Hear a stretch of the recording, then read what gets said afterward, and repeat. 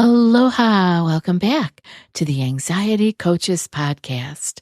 I'm your host and coach, Gina Ryan, and I'm so happy to be with you again today as we consider the many ways to bring your mind and body back to its natural peace and calm. In today's episode, I'm talking about peace of mind as medicine, and these are some lessons from Dr. Bernie Siegel. I'm so glad that you're here today, and I want to begin the whole show with a quote that's been on my heart this week, a simple line that somehow carries a whole world of comfort. And it's what got me thinking about sharing Dr. Bernie Siegel's work with you guys. The quote is, "It takes more distress and poison to kill someone who has peace of mind and loves life." And that's from Dr. Bernie Siegel. So let's just take a moment with that, right? Peace of mind as protection, love of life as medicine. I think these are great concepts. We tend to overlook the importance of our peace of mind and our ability to love life. It's actually medicine. So for many of us, especially if you live with fear or medical anxiety especially, this idea may feel so far away. You might feel anything but peaceful. You might feel on the edge, tense, waiting for the next symptom or the next wave of fear, or like I used to feel, waiting for the other shoe to drop. Something's going to happen. And that's okay. There is nothing wrong with you. This is part of your humanity.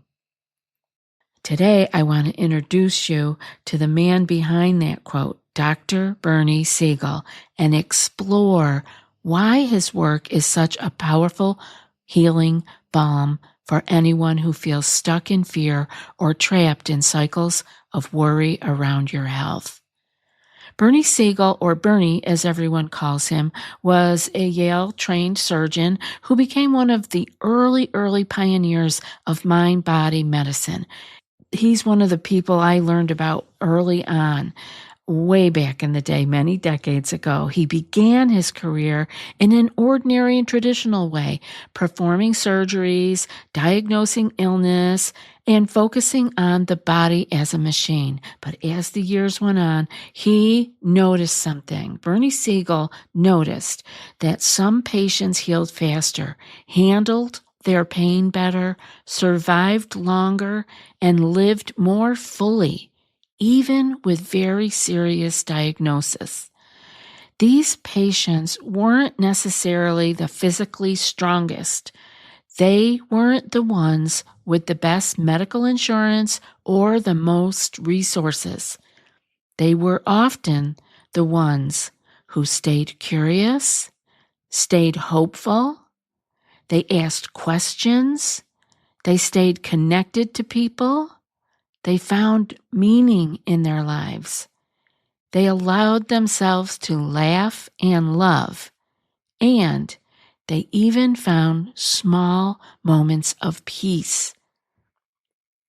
He eventually started calling his patients that were like this his exceptional patients, or E-patients, not because they were superhuman, but because they had discovered something essential about healing, and that is the mind and body are not separate.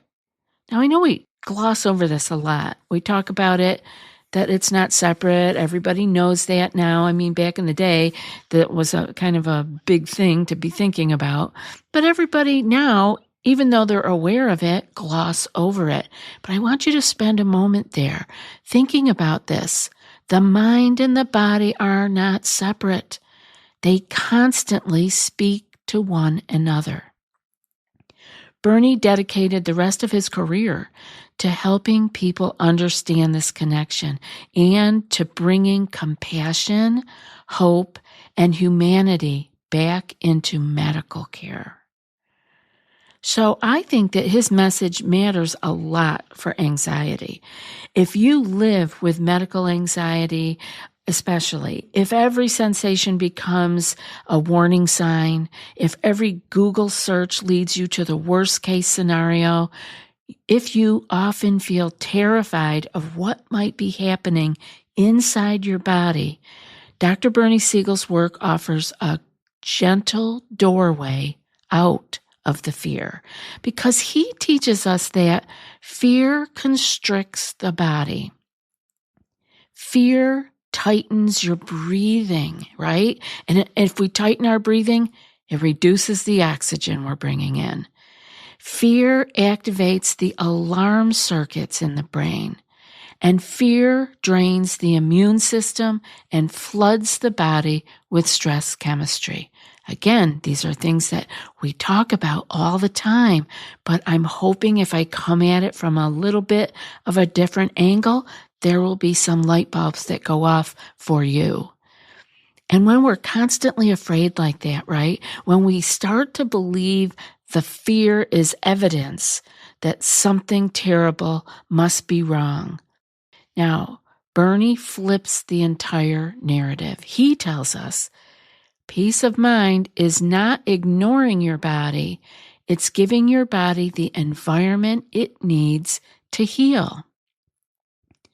When we create even tiny moments of calm, kindness, or connection, we are giving our body the environment it needs to heal. This doesn't have to be a big ordeal. You know, we often talk about self-care, and that's giving your body the environment that it needs to heal also. And people get these big, grand ideas. They have to go off on a vacation. They have to go and change their life completely. And often those things that they want to do to give their body the environment it needs to heal is just more stress. It's just more to do. It's just more trauma. The nervous system needs the environment changed to heal. And when we do that, we get those tiny moments of calmness, and connection. And we can do that. I know you had times today where you had a moment of calm. I know you did. But you ignore it. I ignore it. We gloss over it. We had times where we had moments of kindness. We had moments of connection. But we didn't soak them up. And this is what I want you to do. Because when we soak up the calm, the kindness, and the connection that is already happening in our environment, our nervous system softens and our immune system strengthens. The body then enters a repair mode and the mind becomes more clear. And those symptoms feel less threatening. Peace of mind doesn't mean everything in life is perfect or that you are in the perfect environment. It means that your system is no longer in constant alarm. Now, let's think about that quote again that I read, and why would I bring that up? Because it's kind of, whoa, that's an interesting quote, but I'll read it again. It takes more distress and poison to kill someone who has peace of mind and loves life. Now, some people misunderstand this. They think it means that you have to be perfectly peaceful or spiritually enlightened before your body can heal, and that's not true at all. Bernie says peace of mind strengthens the body, love of life energizes the body, and joy, meaning, connection, even in very small doses, makes us more resilient. And for the anxious people that are here listening to my show, this means you are not fragile. You are not one symptom away from disaster, which is how I know many of you feel. You are not living on a cliff edge.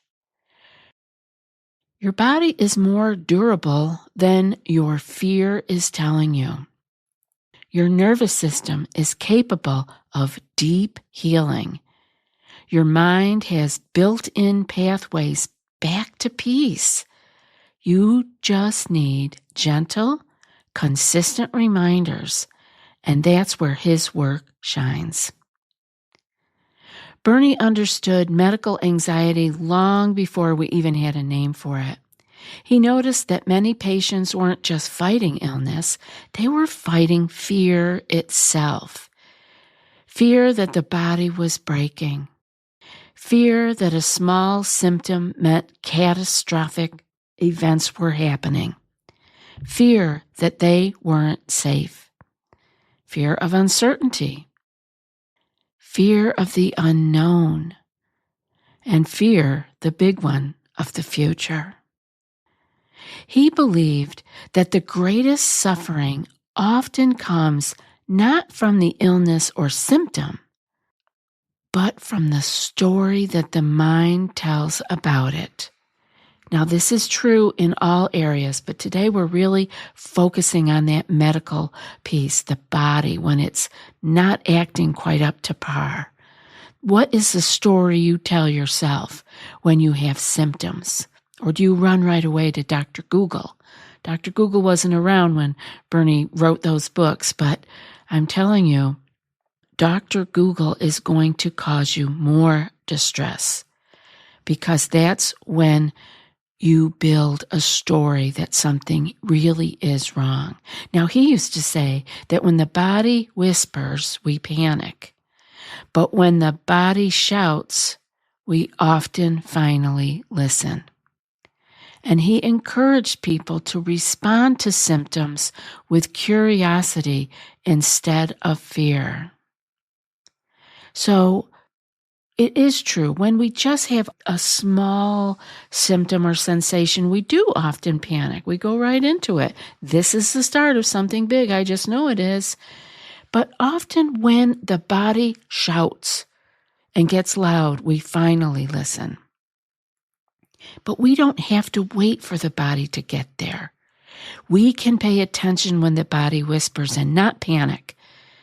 And he encouraged people to respond to symptoms more with curiosity instead of fear by saying things like, "Is my body asking for rest?" When you get that whisper from your body, maybe you just need some rest. You could also ask it, "Is my nervous system overwhelmed? Am I holding tension?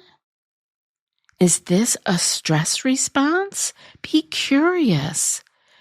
And finally, you can even look at it and ask, what would bring me comfort in this moment, instead of panicking and looking for the absolute worst thing that could be happening. This doesn't mean that we ignore our health concerns. It means not assuming the worst every time your body speaks or whispers. Medical anxiety becomes less powerful the moment you stop fighting your body and start partnering with it. You're a team. Let's look at some of Bernie's e-patients' qualities that they had and translate them into something gentle and accessible for anxiety recovery. Being engaged. Being engaged becomes listening to your body without spiraling. Just noticing, oh, I'm tense, or my heart is beating fast, without the catastrophic story. Just listening to your body without spiraling. His patients were not just being engaged, they also were being curious. And that can be asking, what might my nervous system need right now?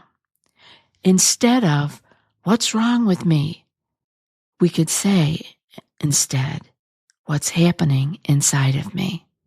Not what's wrong with you, but what's happening. And finding meaning becomes remembering what you love or what you look forward to, even for just 10 seconds. That's connecting with something bigger than the fear. And connecting with others, that can become not isolating ourselves when we're scared, right? We go into our shell, right? We don't want to talk about it because we're so scared. Instead, try reaching out. staying tethered to people who help you feel safe. And finally, believing in possibility. That was another one of their qualities. Can become letting yourself imagine that healing is possible. Not perfect healing, but softening, easing, peace. These aren't lofty goals. They're tiny, tiny shifts in direction. Bernie's whole message is that healing begins the moment we stop abandoning ourselves. So here are a few gentle, realistic tools that are drawn from Bernie's work that really help with anxiety, especially health or medical anxiety. Imagine your breath as a warm light moving through your body, every exhale softening tension, every inhale bringing steadiness. It's not woo-woo, it's imagery, and that imagery directly affects the nervous system. Bernie often said you don't have to love your whole life. Just find any small corner of it that brings joy, because none of us love everything that is happening in our life right now. But we all can find a corner that brings us joy. Maybe that's a pet, a sunrise, a warm mug, one of your favorite songs. Your nervous system responds instantly to moments of genuine enjoyment. Place a warm hand on your chest or your belly. Let the body feel the contact, the support, the reassurance. You can do this for yourself. The vagus nerve loves this.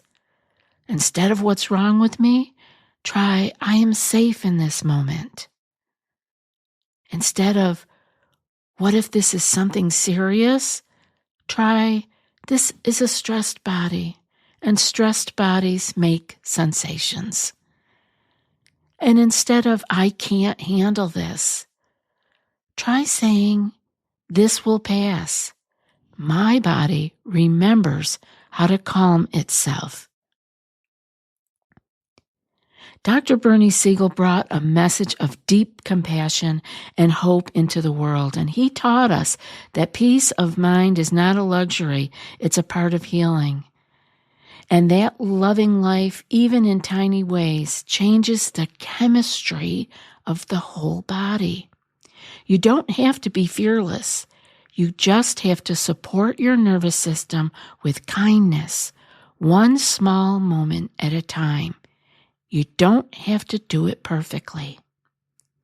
And I want you to know I put a link to a couple of Dr. Bernie Siegel's books in the show notes if you're interested in learning more about him. But let me thank you for being here with me today and letting me share a part of how I healed way back in the day and the books that I read. So thanks for being here. And may you find that little pocket of peace, even a small one, before the day is over. And now for today's quote. It takes more distress and poison to kill someone who has peace of mind and loves life. And that's from Dr. Bernie Siegel. I'll be back in a few more days with another podcast. Until then, be well and aloha.